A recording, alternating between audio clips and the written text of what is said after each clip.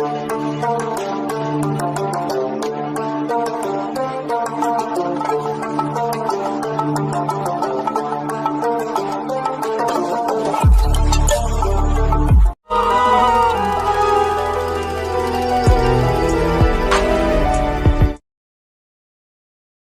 चाहिए कि चारों आइम्मा फिक़ा जितने भी हैं ये सब अहले सुन्नत वल जमात से ताल्लुक़ रखते हैं। सुभान अल्लाह।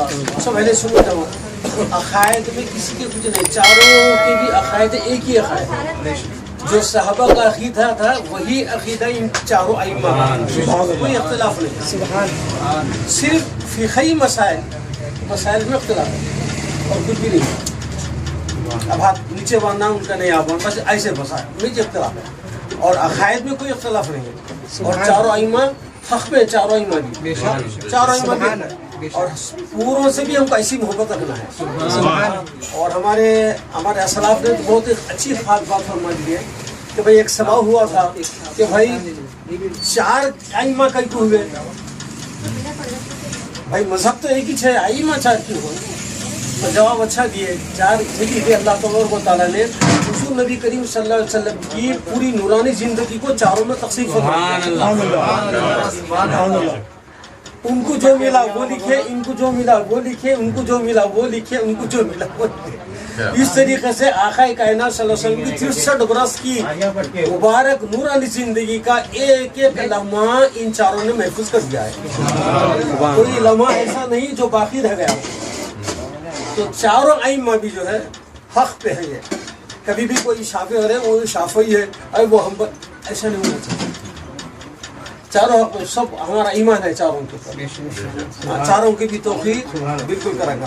अब इससे बड़ा उससे बड़ा भी बोलने की हमारे को कोई हक़ नहीं है। जिसकी जो फजीलत हमारे असलाफ ने बताई है उसी फजीलत के साथ हर इमाम को मान दो, हर इमाम को उसी फजीलत के साथ मान दो।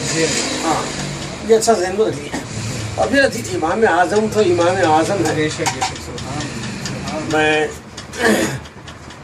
हज़रत इमाम आज़म अबू हनीफा रज़ियल्लाहु तआला अन्हु गौस पाक के ख्वाब में तशरीफ़ लाए, हुज़ूर गौस पाक के ख्वाब में तशरीफ़ लाए ताकि बोले हुज़ूर आप सबको नवाजे, आप हमको नहीं नवाजे बोलने लगे आप। और अब मेरा जो है वो मजहब जो है, मेरा फ़िक़ही जो मसलक है, आप वो इख्तियार नहीं कर इमाम हम्बल का कर दिया। सुभान अल्लाह। तो आप मुस्कुराए बोले कि हम्बली मसलक इस वक्त बहुत कमज़ोर हो गया था, क्या था? बहुत कमज़ोर हो गया था, इसलिए मैं उसको जो इख्तियार किया। लेकिन तुम्हारे लिए जो खुशखबरी है, जैसा मैं गौसुल आज़म हूँ वैसा तुम इमाम आज़म रहेंगे।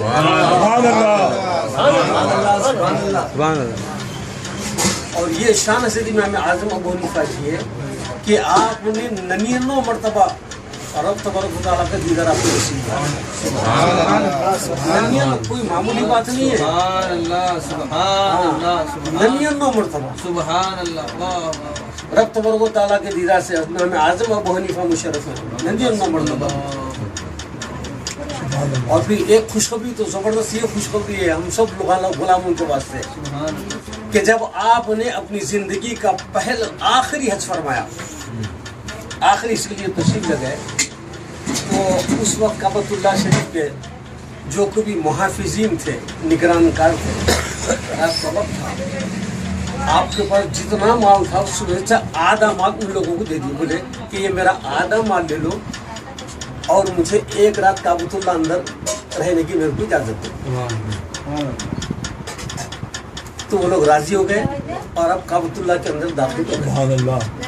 और फिर दाखिल होने के बाद आपने रकात बानी, एक टांग पे खड़े रह के आपने 15 पारे पढ़ दिए। सुभान अल्लाह। फिर दूसरी रकात पे वो टांग रख के दूसरी टांग उठा के फिर आप 15 पारे पढ़े। सुभान अल्लाह। 2 रकात में पूरी कुरान खत्म कर दिया। अब इसके बाद काबतुल्लाह के अंदर आप दुआ फरमा रहे हैं कि मौला तुझे जैसा पहचानना था मैं नहीं पहचान सका, और तेरी जैसी इबादत करना था मौला मैं वैसी इबादत नहीं कर सका, तू मेरी मग़फ़िरत फरमा दे, तू मेरी मग़फ़िरत फरमा दे। काबतुल्लाह से आवाज़ आई, ये दुआ के बाद काबतुल्लाह से आवाज़ आई, तूने मुझे सही पहचाना اور جیسا میری عبادت کا حق تھا ویسا ادا کیا. تیرے لیے خوشخبری ہے کہ میں تجھے بھی بخش دیا اور جتنے تیرے پیروکار ہیں ان سب کو مغفرت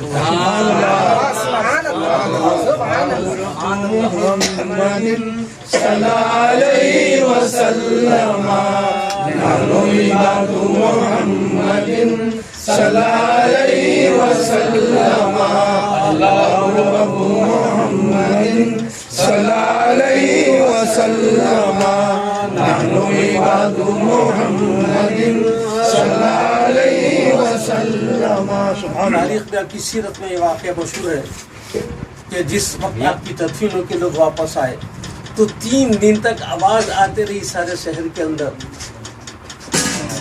کہ فقہ کا جاننے والا چلے گیا، فقہ کا جاننے والا چلے گیا، رات کی تاریکی میں کھڑے رہ کے نماز پڑھنے والا چلے گیا. لوگوں خدا کو ڈرو اور اس کی اتباع کرو. تو 3 دن تک یہ آواز آتی رہی. کیا مطلب امام اعظم رضی اللہ تعالیٰ کیا اندازہ لگا سکتا ہے یہ حضرت امام اعظم. ایک شخص صاحب کے دور میں اور وہ حضرت سیدنا عثمان غنی رضی اللہ تعالیٰ عنہ کو آپ کی شان میں جو آپ یہودی بولا کرتا تھا، یہودی. تو حضرت امام اعظم حنیفہ رضی اللہ تعالیٰ عنہ آپ ایک مرتبہ اس کے گھر گئے.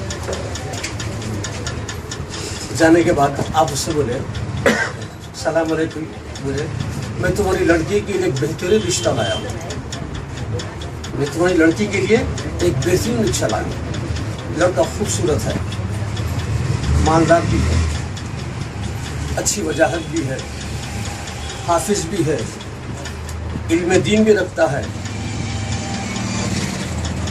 قاری بھی ہے، نمازی بھی ہے، روزہ رکھنے والا ہے کثرت سے. تو نے سن کے بولا بولے امام میں اس سے کم درجے کے آدمی کو اپنی بیٹی میں دینے والا بھی نہیں تھا، اس سے کم درجے کے آدمی کو میں اپنی بیٹی کو دینے والا نہیں تھا. یہ سن کے حضرت امام اعظم فرمائے مگر اس کے اندر ایک خامی ہے. بولے اس کے اندر ایک خامی ہے. تو بولے کیا ہے؟ بولے وہ یہودی ہے. کیا بولے؟ کیا بولے آپ کو؟ وہ یہودی ہے. بولتے ہوئے چراغ پا ہو گیا، چراغ پا ہو گیا. ارے کیا آپ ایک یہودی کا رشتہ میری بیٹی کے واسطے لایا؟ ایک یہودی کا رشتہ میری بیٹی کو لایا؟ بولتی آپ بولے ذرا ٹھنڈے دل سے غور کر، آقا تو جان صلی اللہ علیہ وسلم نے جس کو اپنی 2 بیٹیاں دی ہیں کیا وہ یہودی ہو سکتا؟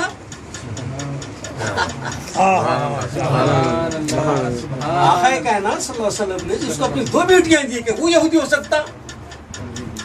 ٹھنڈا پڑ گیا. اللہ اس کا دل کا دروازہ کھل گیا، قدموں پہ گر گیا، توبہ کا راستہ فرا. بولا کہ آج سے میرے دل میں جتنا بھی بغض تھا عثمان غنی کا میں نے سب دھو گیا. میں استغفار کرتا ہوں اپنے پچھلے عقیدے کو. یہ امام اعظم، سبحان اللہ، یہ امام اعظم کی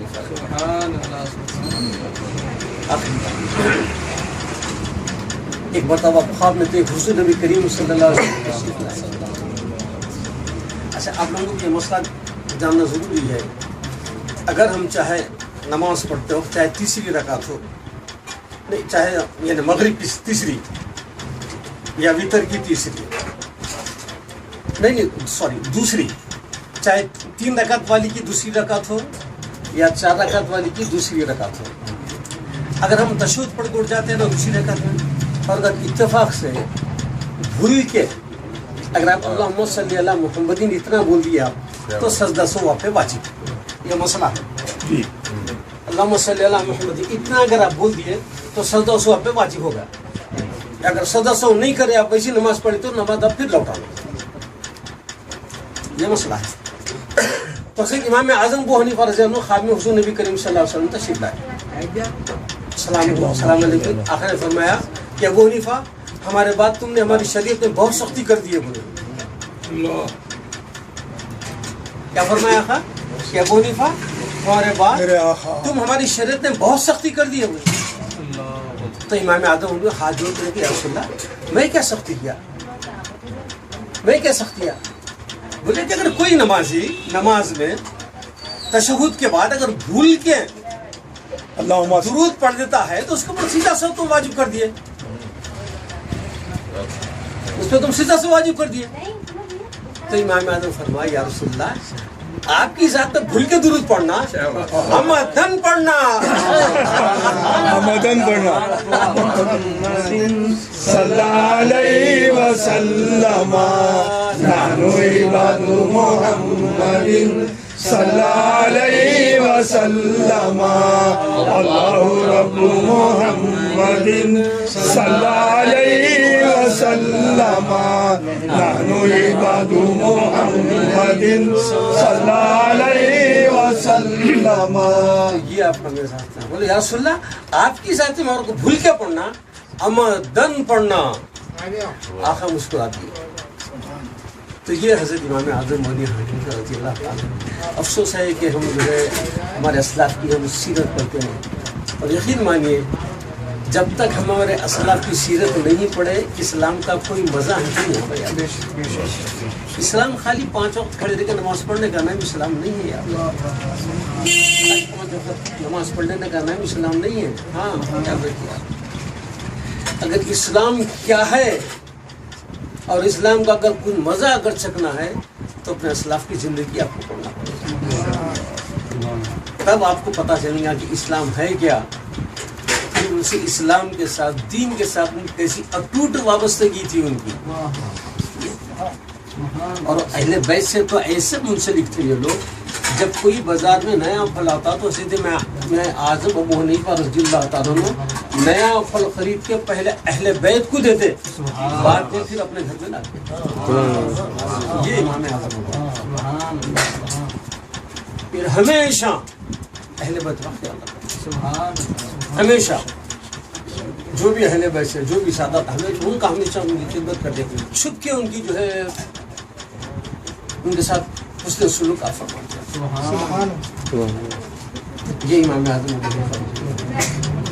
تو ایسے مواقع جیسا 2 شعبان حضرت کی جو ہے وصال کی تاریخ تھی، تو اسی مناسبت سے جہاں جہاں بھی مجھے موقع ملا حضرت امام اعظم ابو حنیفہ کے تعلق سے چند باتیں آپ حضرات کے گوش گزار کر دیا، اسی لیے کہ جو کچھ میرے دل میں آپ کے پاس ڈال دیا، اب آپ کی ذمہ داری ہے دوسروں دوسروں تک پہنچانا۔ ہاں اب آپ کی ذمہ داری ہے اس کو دوسروں تک پہنچانا۔ محفوظ رکھنے سے کچھ ہوتا، مال خراب ہو جاتا محفوظ رکھنے سے، جب تک محفوظ رہا تو مال خراب ہو جاتا، باہر نکلا تو ہی جو ہے تر و تازہ رہتا۔ اور پھر خاص حضور نبی کریم صلی اللہ علیہ وسلم کی کیا پیاری دعا، سرکار کی دعا ہے۔ آقا فرماتے ہیں اللہ اس چہرے کو پر رونق کرے، یہ آقا کی دعا، اللہ اس چہرے کو پر رونق کرے جس نے میری ایک بات سنی اور دوسروں تک پہنچا دی۔ سبحان اللہ، سبحان اللہ۔ یہ ہے۔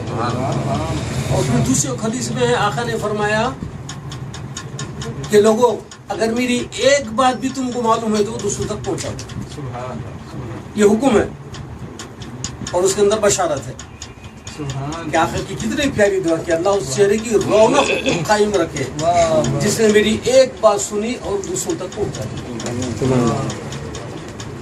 یہ ہماری ذمہ داری ہے، ہم اپنے بچوں کے سامنے ایسے واقعات کبھی تھوڑا بہت وقت نہیں کرنا، کہتے کم سے کم بچوں کو پوچھنا بیٹا تم نمازاں کیسے پڑھتے، کیا پڑھتے، کچھ یاد ہے یا نہیں ہے، یا ایسے موقعوں پر اپنے اسلاف کے 2-4 باتیں تاکہ ان کی بھی تو معلوم ہونا ہے۔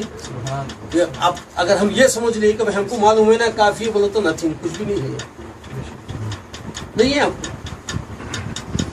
آقا کائنات صلی اللہ علیہ وسلم فرمایا کہ اپنی اولاد کو 3 ایک آقا کائنات صلی اللہ علیہ وسلم نے ایک بچوں کی تربیت کا ایک سلیبس ہم کو عطا کر دیا، ایک نظام آقا نے ہم کو دیا، بچوں کی تربیت کیسی کرنا ایک نظام دیا آقا نے۔ فرمایا کہ اپنی اولاد کو 3 عادتیں سکھاؤ، فرمایا سرکار۔ ان 3 عادتوں میں سب سے پہلے آقا نے فرمایا اپنے نبی کی محبت فرمایا، سبحان اللہ، سبحان اللہ۔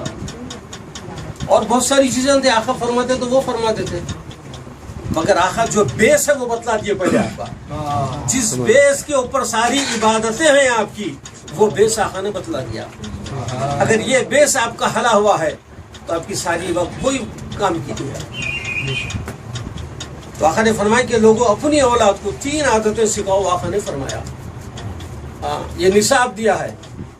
آقا کائنات صلی اللہ علیہ وسلم نے اپنی امت کے سرپرستوں کو یہ نصاب دیا ہے کہ اپنی اولاد کی کس قسم سے ان کو تربیت کرنی چاہیے. تو آپ نے سب سے پہلے نمبر پر آپ نے فرمایا اپنے بچوں کو سب سے پہلے اپنے نبی کی محبت سکھاؤ. دوسرے نمبر پر فرمایا میرے اہل بیت کی محبت فرمایا. پہلے نبی اپنی محبت فرمایا آقا نے, اس کے بعد بلف سے میرے اہل بیت. اس کے بعد تیسرے نمبر پر آقا نے فرمایا تلاوت القرآن, قرآن کی تلاوت. تیسرے نمبر پہلے یہ 2 اہم ہیں ہمارے بچوں کی تربیت کے واسطے. اور پھر اس کے متعلق کل قیامت کے دن ہر سرپرست سے سوال ہوگا. یہ نہیں میرے کو معلومات ہے سب میں اپنی جگہ بیٹھا ہوا رہا تو چلنے والا نہیں ہے, بلکہ ان 3 کے متعلق سے ہر سرپرست سے سوال ہوگا کہ تم اپنے بچوں کو کیا نصاب دیے, کیا سیکھا ہے. یہ ہر سرپرست سے سوال ہونے والا ہے. تو کم سے کم ہم لوگ 15 منٹ 10 منٹ کم سے کم گھر میں ہم اپنے بچوں کے ساتھ بیٹھ کے کبھی مذہبی دوستانہ تعلقات, ایسا نہیں گھر میں جاتے بچوں ڈرنے بابا آ گئے بول کے, ایسا نہیں رہنا. بچے کے چہرے کھل جانا ہم گھر میں کے بعد, گھر میں رہنے والے خوش ہو جانا, ڈرنا نہیں ہم سے. اب جب گھر والے ڈرے تو کام کاج بھی نہیں ہے. پھر وہ گھل مل کے رہنا, آپ گھل مل کے رہ کے جتنا سمجھائیں گے بچے تو سمجھیں گے. ڈر کے بچے نہیں پڑھتے, یاد رکھیے آپ. ڈر کے بچے نہیں پڑھتے. کبھی بھی زوجہ سے بھی گفتگو کرنا, یہ معلوم ہے نہیں ہے, معلوم ہے آپ کچھ ہے تو میرے کو نہیں معلوم, آپ بتاؤ. انہوں نے کچھ بھی نہیں گیا اس کے اندر. لائف پارٹنر ہے آپ کی, وہ بتانا آپ کی ذمہ داری ہے اس کو سمجھانا. پڑھیے آپ خامین کے بیوی کے اوپر کیا حقوق ہے اور بیوی کے خامین کے کیا حقوق ہے.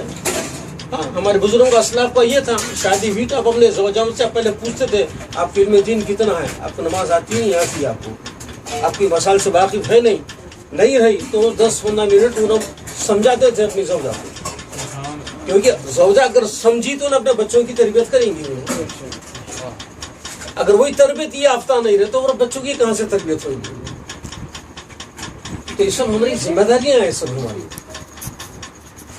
نشستوں کا بھی ہمارا مقصد خالی یہ نہیں ہے آمدم نشستم گفتم برخاستم, اس کا مطلب یہ نہیں ہے, بلکہ کچھ سیکھنا ہے اور سیکھ کے اس کو پھر دوسروں تک پہنچانا ہے. یہ ہماری ذمہ داری ہے. بہت دعا کرتا ہوں کہ اللہ تبارک و تعالیٰ سب سے پہلے بولنے والوں کو عطا فرمائے, بعد میں ہم سب کو سننے والوں کو. جتنے ہمارے علماء اعظم اہل سنت فقہاء کرام ہیں, اہل بیت پاک ہیں, جتنے بھی پروردگار, ان سب کی محبت ہمارے دل میں خوب, اور جس راستے پہ آج ہمیں مولا ہماری آنے والے نسلوں کو بھی اسی عقیدے پر اسی راستے پر رہنے کی توفیق عطا فرمائے. صلی اللہ تعالی علیہ وسلم محمد وعلی آلہ وصحبہ.